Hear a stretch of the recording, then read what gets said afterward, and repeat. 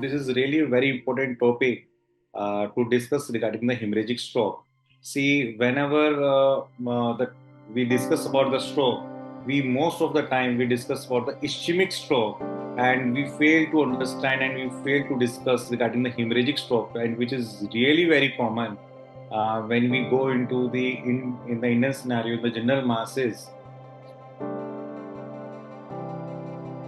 So, what is the main difference between ischemic stroke and the hemorrhagic stroke? As everyone knows, like what is stroke? Stroke means if there is a disruption of the blood flow to the brain, then there will be malfunctioning or dysfunctioning of the brain tissue, and that part will cause the weakness on the one side of the body.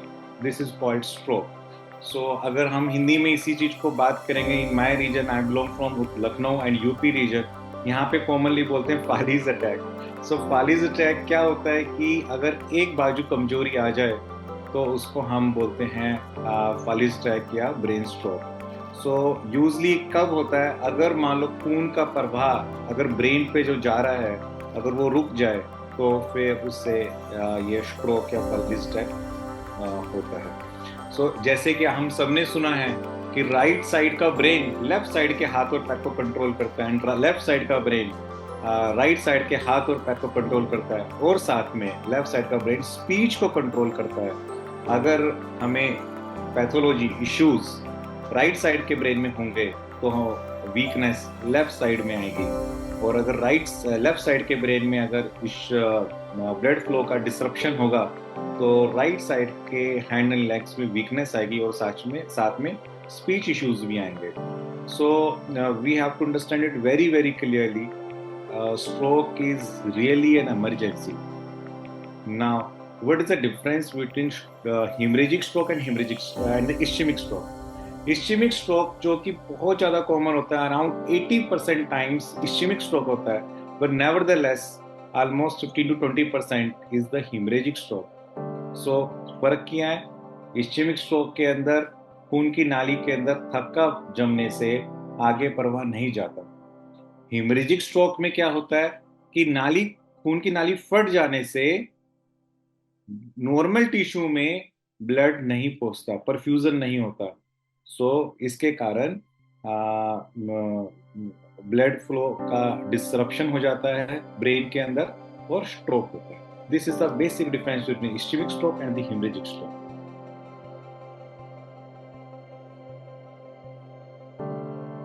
Haemorrhagic stroke मतलब कि खून की नाली का फटना। अब simple हम समझेंगे, जैसे खून की नाली है या फिर कोई ट्यूब है, वो कब फटेगी? जब उसमें प्रेशर ज्यादा होगा।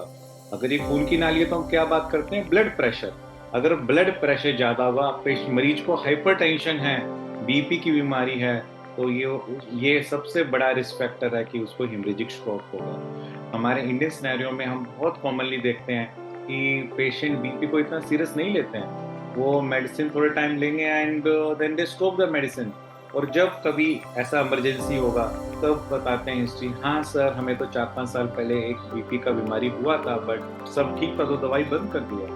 वो बीपी ठीक कब कैसे था? क्योंकि वो मेडिसिन लेते थे उस समय। जब मेडिसिन बंद किया तो उन्होंने बीपी भी चेक नहीं किया।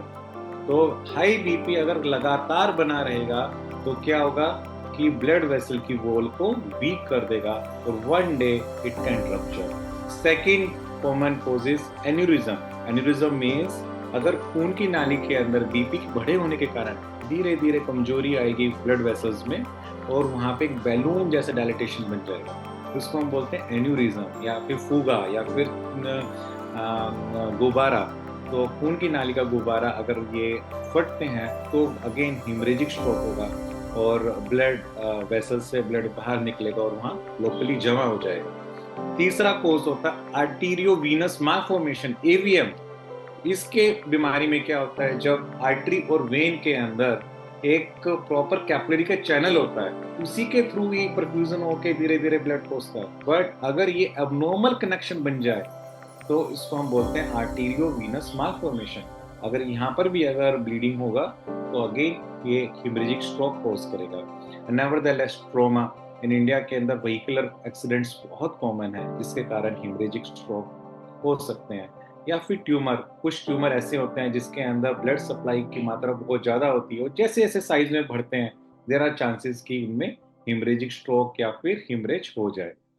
तो these are the most common causes of the haemorrhagic stroke. So this is a very important question regarding the risk factors, because if we take care of the risk factors, we can really prevent the stroke. So first and foremost risk factor is age, which is not in our hand. We are aging society. We will age someday, some year. So age is is the first risk factor. See, we have to understand as the age increases, the elasticity of the blood vessel decreases, and if there is less elasticity, they will be more liable to rupture. So age is the first thing, and on top of it, if their person smokes, so what will happen? The arterial wall will get hardened. जो खून की नाली है वो सख्त हो जाएगी और वो अपने प्रॉपर कैलिबर से, प्रॉपर फंक्शन से काम नहीं कर पाएंगे, and they will be more likely to get rupture. And as we discussed, sugar and BP, diabetes and hypertension, these are the foremost risk factors. इसको हम साइलेंट किलर बोलते हैं या फिर मीठा जहर बोलते हैं, कि आपको मालूम नहीं पड़ता है कि धीरे धीरे वो आपकी खून की नालियों को नुकसान पहुंचा रहे हैं, तो धीरे धीरे जम के आपको नुकसान पहुंचा रहे हैं. अभी कुछ नहीं बोलेंगे, लेकिन 10 साल 15 साल लगातार शुगर बीपी होने के कारण आपकी खून की नालियाँ खराब हो सकती हैं और वो धीरे धीरे वो किसी एक दिन फट सकती हैं और हिमरेजिक स्ट्रोक कर सकती है. Last but not the list, family history. अगर किसी के फादर को, ग्रैंडफादर को, अगर बड़े भाई साहब को कभी इस तरह से हुआ है, हिमरेजिक स्ट्रोक हुआ है, so that person is more likely to have the haemorrhagic stroke. And अगर किसी पेशेंट को साथ में ट्रांजिट इस्चेमिक अटैक हुआ है, मतलब कभी हल्का छोटा इस्चेमिक स्ट्रोक हुआ है और उसके कारण हमने ब्लड थिनर स्टार्ट कर दिए, और बट पेशेंट ने अपना बाकी चीज़ों में ध्यान नहीं रखा, तो उनको भी हिमरेजिक स्ट्रोक होने के चांसेस बढ़ जाते हैं.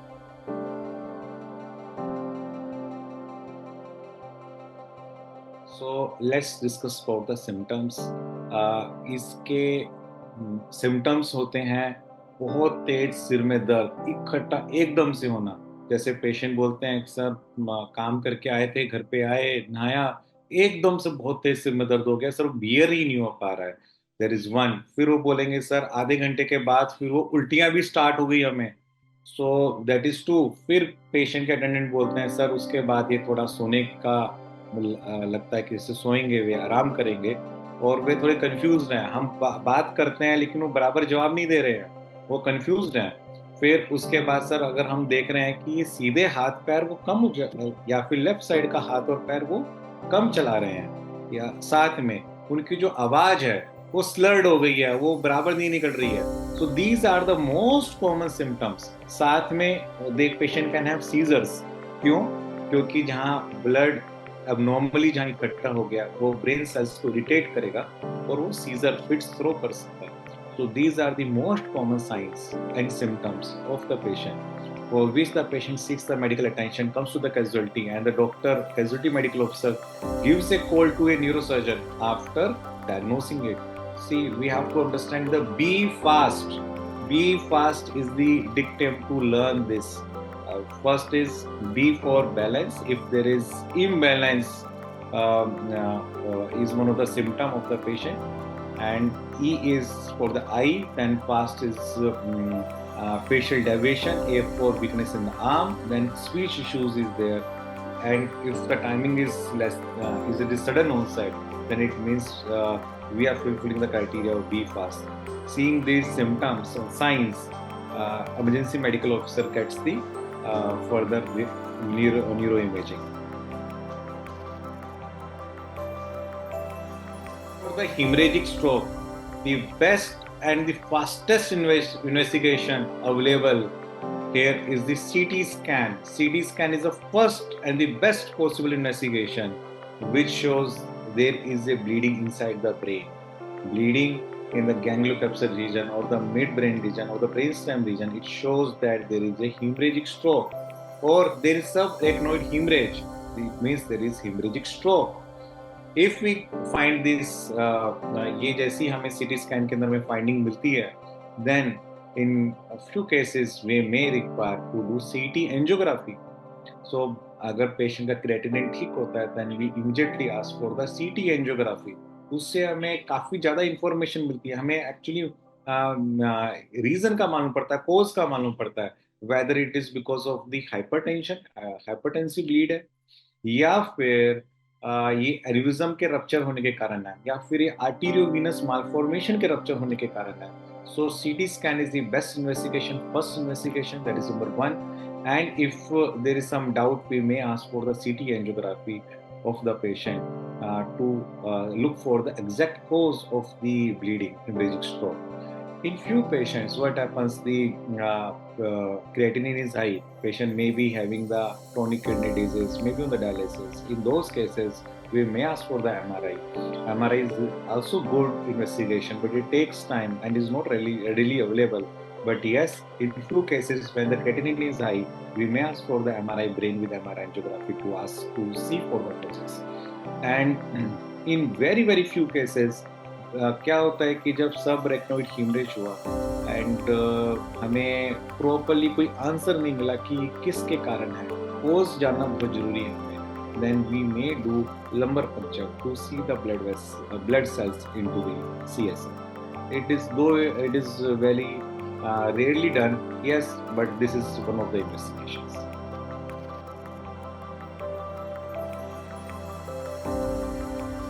First of all, patient should reach the casualty immediately. Emergency में जाना है, इमरजेंसी डॉक्टर पेशेंट को इवेलुएट करेंगे, को स्टेबलाइज करेंगे. The idea remains the same, ABC. A for airway, airway is patent or not, but then is breathing is normal or not, then is circulation, pulse, BP. अगर मान लो कम है, बढ़े हुए हैं, तो उनको स्टेबलाइज करना. यूजली हेमरेजिक स्ट्रोक में BP बढ़ जाता है, पल्स कम हो जाती है, तो ऐसे केसेस में हमें BP प्रॉपर्ली मैनेज करना है. अगर ज़्यादा क्लॉट हो गया है और पेशेंट की ब्रीदिंग नॉर्मल नहीं है, तो पेशेंट को इमीडिएटली इंट्यूबेट या वेंटिलेटर पे भी डालना पड़ सकता है. So these are the first management, ABC management. एक बार पेशेंट को इतना स्टेबलाइज कर लिया जाए, देन उसके बाद पेशेंट का CT स्कैन कराते हैं.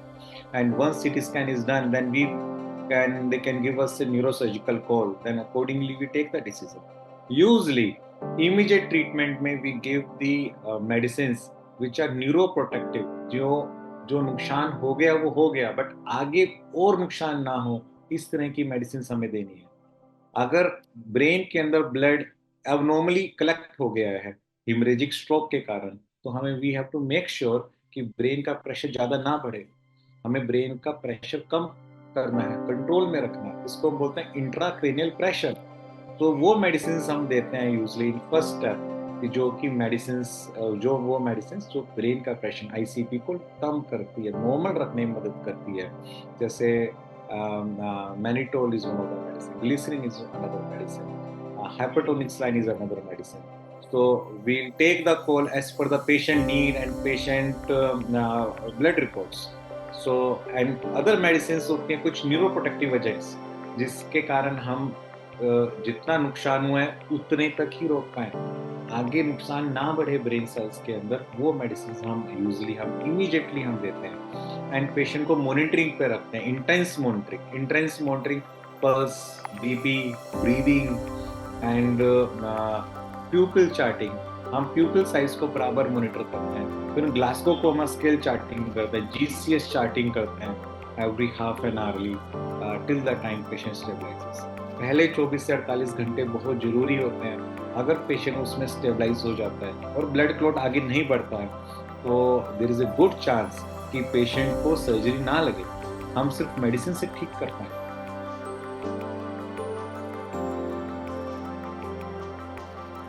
Yes, surgery may be required if the clot volume is quite large enough, and if that clot is giving the pressure to the normal brain and to the other side of the brain. So क्या होता है कि अगर right side में अगर clot हुआ है, तो वो राइट साइड के ब्रेन को कंप्रेस करेगा, और इतना कंप्रेस करेगा कि वो लेफ्ट साइड में भी डेविएट होके लेफ्ट साइड के ब्रेन को भी डैमेज करना स्टार्ट कर देगा. तो that is causing secondary brain injury. And अगर क्लॉट वॉल्यूम ज़्यादा होगा तो धीरे धीरे पेशेंट का GCS यानी कि सेंसोरियम डाउन होगा और पेशेंट की लाइफ भी रिस्क में आ सकती है। तो उस केस में हमें लाइफ सेविंग सर्जरी इमीडिएटली करनी होती है, जिसको हम बोलते हैं डीकम्प्रेसिव क्रेनियोटोमी। तो इन केसेस में हम क्या करते हैं कि एक साइड का बोन फ्लैप हम बाहर निकालते हैं एंड और फिर लूजली हम उनको सूचर कर देते हैं ब्रेन की लेयर्स को, ताकि पेशेंट को रिकवरी होने में हेल्प हो सके। सेकंड तरह की सर्जरी होती है जिसके अंदर हम एक क्लोट निकालते हैं। अगर क्लोट इतना ज़्यादा साइज के अंदर है and it is causing damage to the brain tissue, then we can take the decision कि हम छोटा सा कोटिसेक्टमी करके, ट्यूब पास करके हम ब्लड क्लोट बाहर निकाल सके, ताकि पेशेंट की जल्दी रिकवरी हो, बेटर हो, एटलीस्ट हम सेकेंडरी ब्रेन इंजरी को प्रिवेंट कर पाए। So these are the two main goals of the surgery. In some cases, as we discussed earlier, कि aneurysm मिलते हैं या arteriovenous malformation मिलते हैं. In those cases, we also try to clip the aneurysm, or we also try to remove the AVM so that we can deal with the primary cause. हम उसको ठीक कर सके। तो यही हमारा सर्जरी का गोल होता है कि हम ब्रेन के प्रेशर को नॉर्मल कर सके, जो ब्रेन का प्रेशर बहुत बढ़ गया है उसको कम कर सकें डिकम्प्रेशन करके एंड क्लोट के वॉल्यूम को बाहर निकाल।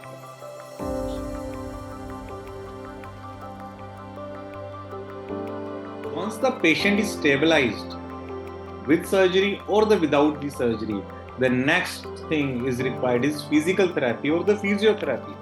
हमें फिजियोथेरेपी बहुत अग्रेसिवली करनी है। स्टार्टिंग के फ्यू डेज में हम चेस्ट एंड लिम्फ फिजियोथेरेपी को हम फोकस करते हैं and as the patient improves in sensorium then we take हम फिर आगे की चीज़ें फिजियोथेरेपी में आगे चीज़ें देखते हैं कि पेशेंट को मोबिलाइज कराया जाए out of bed, in bed, edge of bed, then out of bed mobilise कराया जाए।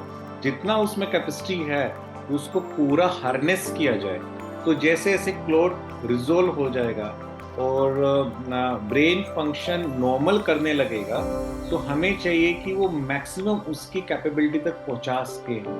तो उसके लिए हमें physiotherapy is must we have to start as early as possible and वो एटलीस्ट 3 to 6 months चलती है। रादर इन सम केसेस वो whole of the life time चलती है, not by the physiotherapist may be, but with the family members और the patient himself और herself. Next therapy is occupational therapy. जैसे अगर मान लो कोई अभी पहले कुछ काम करते थे, अभी वो एक साइड का वीक हो गया है, तो उसके बाद वो काम कैसे करेगा? बिना काम के कोई आदमी या कोई भी इंडिविजुअल हैप्पी नहीं रह सकते, they have to work something. So उसके केसेस में हमें ऑक्यूपेशनल थेरेपिस्ट बहुत काम आते हैं। They harness the true potential of the patient और आप उनको उसी हिसाब से ट्रेन करते हैं जिससे वो अपना डे टू डे एक्टिविटी कर पाए और ऑक्यूपेशन के अंदर भी वो कुछ हेल्प कर पाए। जब कुछ काम करेंगे और कुछ अर्निंग होगी उससे, that will be further motivation to the patient. तो occupational therapy is really very much required when it comes for the self happiness and the long term goals. Next is the speech therapy. Speech therapy is very much required. जैसे अगर left side के अंदर clot हो गया, अगर haemorrhagic stroke है तो patient को स्लरिंग होगा, और अगर मान लो ब्रेन स्टेम में अगर है तो उसको डिसआर्थरिया होगा। तो स्पीच थेरेपी का बहुत बड़ा रोल है इन 2 ways। फर्स्ट, उसको ओरली खाना खा पाए, मुंह से खाना खा पाए, क्योंकि क्या होता है कि जब स्ट्रोक होता है तो उनको राइस ट्यूब से एक नाली के जरिए हम फूड देते हैं पहले। जब पेशेंट स्टेबलाइज हो जाता है तो हमें क्या करना है कि धीरे धीरे हमारा लॉन्ग टर्म गोल क्या है कि मेरे पेशेंट मुंह से खाना खाए। तो वो कब खा पाता है? जब उसका कफ रिफ्लेक्स, गैग रिफ्लेक्स अच्छा हो जाए और वो यहाँ से कोऑर्डिनेट कर पाए हवा और खाने को, कि कौन सा खाना फूड पाइप में ही जाए और जो हवा है वो सिर्फ विंड पाइप में ही जाए। तो वो जो उसका ट्रू पोटेंशियल है उसको हार्नेस करने के लिए, उसको एक्सरसाइज करवाने के लिए स्पीच थेरेपी का बहुत बड़ा रोल है। तो स्पीच थेरेपी का फर्स्ट प्राइमरी गोल है कि वो पहले ओरल फीडिंग स्टार्ट करता है, दैट इज 1। नंबर 2 इज जब एक बार ओरल वो फीड स्टार्ट हो पाई तब कुछ पेशेंट्स को यहाँ पे ट्रेक्योस्टमी होती है, विंड पाइप के अंदर होल होता है, जिसके अंदर अभी फाइनली उसको पेशेंट रिकवर हो गया तो उसको निकालना होगा। तो निकालने के लिए what is the exact correct time, वो भी आपको स्पीच थेरेपिस्ट बताता है। क्यों? वो आपकी गैग रिफ्लेक्स चेक करेगा, स्पीच चेक करेगा, धीरे धीरे टी पीस ट्रायल पे पेशेंट को डेली एक्सरसाइज करवाकर उसको उसकी वोकल कॉर्ड्स की स्ट्रेंथ को चेक करेंगे। एंड जब वो धीरे धीरे एक्सरसाइज से बेहतर हो जाएंगी तो ट्रेक्टोस में निकल पाएंगी, ओरल फीड स्टार्ट कर पाएंगी। And last but not the list, कि जो पेशेंट जो बोलना चाहता है वो बोल पाए, उसके अंदर भी अगेन स्पीच थेरेपी का बहुत बड़ा रोल है। एंड मोस्ट इम्पोर्टेंटली हमें कुछ मेडिसिन है हमेशा हमें रखनी पड़ेगी कि अभी बीपी को कंट्रोल में रखना है, फिट्स नहीं आना चाहिए, क्योंकि अब फिट आया तो पेशेंट वापिस से उसकी प्रोग्रेस स्लो हो जाएगी, रिकवरी स्लो हो जाएगी।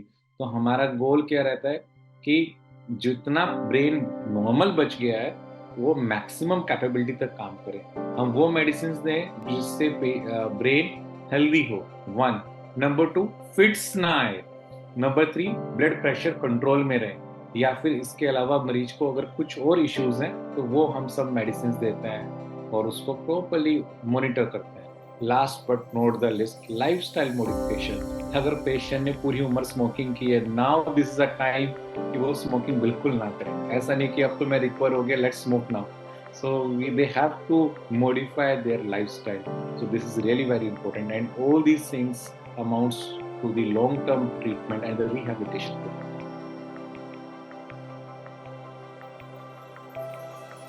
This is really very important question.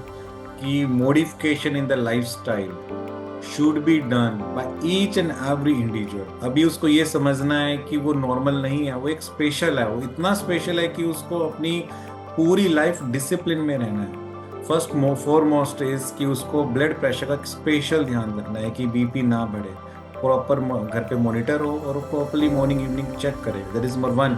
Second thing is वो रेगुलर एक्सरसाइज करे। जो फिजियोथेरेपी एक्सरसाइज करवाते हैं, अपार्ट फ्रॉम दोज एक्सरसाइजेस, वो रेगुलर प्राणायाम, अनुलोम विलोम, कपालभाति, भ्रामरी, ये सब एक्सरसाइज करें।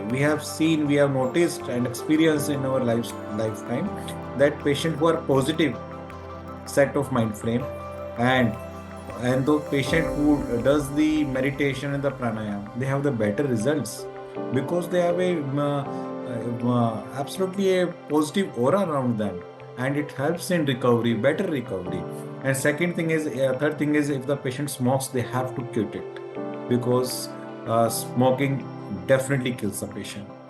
And last but not the least is they have to maintain the healthy weight.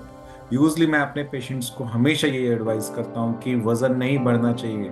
You wives को खास करके ये मत समझना कि अभी हस्बैंड घर पे आ गए और आप पूरा उसके अंदर घी डाल डाल के खिलाए जा रहे हो और उनका वजन बढ़ गया। कई बार हमारे साथ ऐसा होता है जब हम फॉलो पे बुलाते हैं 20 डेज के बाद, तो देखते हैं कि पेशेंट का 2 kg वेट बढ़ गया, अगले महीने 5 किलो वजन बढ़ गया। तो ये बहुत गलत है। आपको ये समझना है कि फॉलिस अटैक के बाद या स्ट्रोक के बाद पेशेंट ऑलरेडी एक साइड का कमजोर है। अगर वो शरीर हैवी हो जाएगा, वेट बढ़ जाएगा, तो वो एक्सरसाइज कैसे करेगा? एक्सरसाइज नहीं करेगा तो वो बेटर कैसे होगा? तो फैट अलाउड नहीं है, प्रोटीन्स अलाउड है, एक बैलेंस्ड डाइट अलाउड है, जो आपको अपने डाइटिशियन के साथ, न्यूरोसर्जन के साथ, थेरेपिस्ट के साथ डिस्कस करके एक प्रॉपरली चार्ट बना के रिलीजियसली फॉलो करना है। You have to count your calories, that is really very important. Balance diet खाना है, जिस तरह से फ्रूट्स 200 से 250 ग्राम खाना है, पक्का एक पोर्शन वेजिटेबल्स का होना ही होना चाहिए, पानी ज़्यादा अमाउंट में पीना है ताकि डिटॉक्सिफिकेशन प्रॉपरली हो सके, मेडिसिन प्रॉपरली टाइम पे रहनी है। These all are the lifestyle modification that the patients need to be done.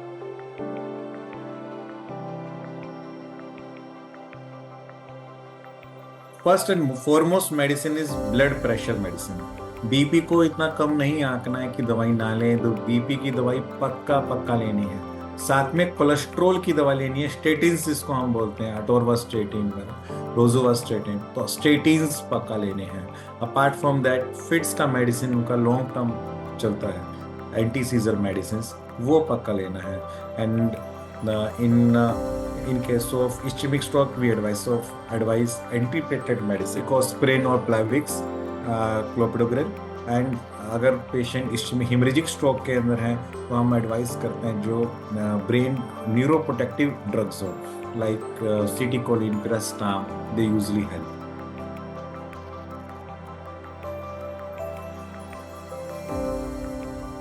American Heart Association and American Stroke Association, they have published their guidelines. That is really very good. And I think all the educated caregivers should go through it. It is written very wonderfully. And also the National Stroke Association also has written some of the guidelines. And sometimes the local bodies, your government health department also releases the guidelines time to time, and people should understand all these things. Apart from that, जिस भी hospital में आपका treatment चल रहा है, जो आपके therapist का प्रोटोकॉल है उसको समझना बहुत जरूरी है. वो आपको एग्जैक्टली बताएंगे, बिकॉज आपको ये समझना है कि आप उनके पहले पेशेंट नहीं हो, वो उनके पास एक्सपीरियंस है, वो लंबे समय से इसी तरह के पेशेंट्स का ट्रीटमेंट कर रहे हैं, तो उनका एक खुद का एक प्रोटोकॉल डेवलप हो जाता है. दे अंडरस्टैंड कि पेशेंट की क्या एग्जैक्ट नीड है, उसके हिसाब से वो क्यूरेट करके देता है.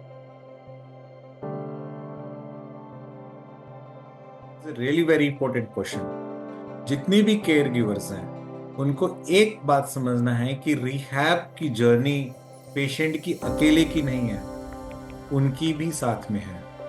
अगर एक घर का पेशेंट बीमार होता है या फिर फॉलीज अटैक या स्ट्रोक आता है, वीक होता है, तो उसके साथ 2 से 3 लोग ऑटोमेटिकली उनको लगना पड़ता है, जिसके उनकी मदद से ही पेशेंट बाहर आ पाता है. सो ये समझना है, स्ट्रोक पेशेंट को नहीं हुआ है, स्ट्रोक फैमिली को हुआ है. सो जितने भी केयर गिवर्स हैं उनको ये समझना है कि रिहैबिलिटेशन प्लान में पार्टिसिपेट करें. समझे कि फिजियोथेरेपिस्ट क्या कह रहे हैं, समझे कि स्पीच थेरेपिस्ट क्या कह रहे हैं. Speech therapy may be there for 20 minutes, but afterwards going home they have to train the patient.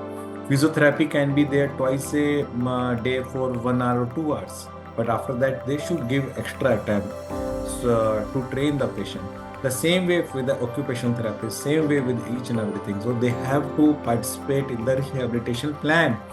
Next thing is the emotional support. सी आप ये बात समझिए, जो पेशेंट एकदम एक्टिव था, भाग रहा था, सारा काम कर रहा था, सडनली उसको स्ट्रोक हो गया, बिकॉज इज इमरजेंसी. वो प्रिपेयर्ड नहीं था इसके कारण. I mean now he sees himself that he is weak, he is not able to his the work जो वो पहले कर पा रहा था. तो उस केस के अंदर उसको इमोशनल सपोर्ट की बहुत ज़्यादा रिक्वायरमेंट है. उसको बताना है, don't worry, we are with you, and this is in your 80 years or 90 years or 100 years of age or life. This is a very short period, and if you work hard you can be a better person and happy person. And apart from this, they have to assist in their daily activities like turning in the bed, helping in feeding them properly, and helping them to get out, to go for the washroom, to come out of the washroom, taking care of their privacy, taking care of their private space also with their consent, and be empathetic. Be empathetic. Don't see them like, अरे यार इसको तो ये हो गया. Don't see like this. Always see, don't worry, you will be okay. This is small thing. This is just a weak thing. But with exercise, you can make it strong. Let's do it together. So with this attitude, the caregiver definitely can, make the change. Last but not the least, छोटी छोटी चीज़ों को अपने doctor से पूछिए, अपनी care giver team से पूछिए, और उनके साथ एक पॉजिटिव इंटरेक्शन डेवलप कीजिए. जो आप एक कंस्ट्रक्टिव जो आप ये टॉक डेवलप करेंगे, उससे पेशेंट का ही फायदा होगा, और इसमें आपका डॉक्टर डेफिनेटली हेल्प करने वाला है. सो मेरा यही एक लास्ट मैसेज है हर एक केयर गिवर को, हर एक पेशेंट को. डिफ़िकल्ट थिंग्स आती है लाइफ में, डिफ़िकल्ट टाइम्स आते हैं लाइफ में, बट उसके अंदर डरना नहीं है, हार नहीं मानना है. उसका मतलब ये है कि you have to show your extra courage and prove yourself to the god that you are worthy enough to have the second life, second chance in the life. Thank you.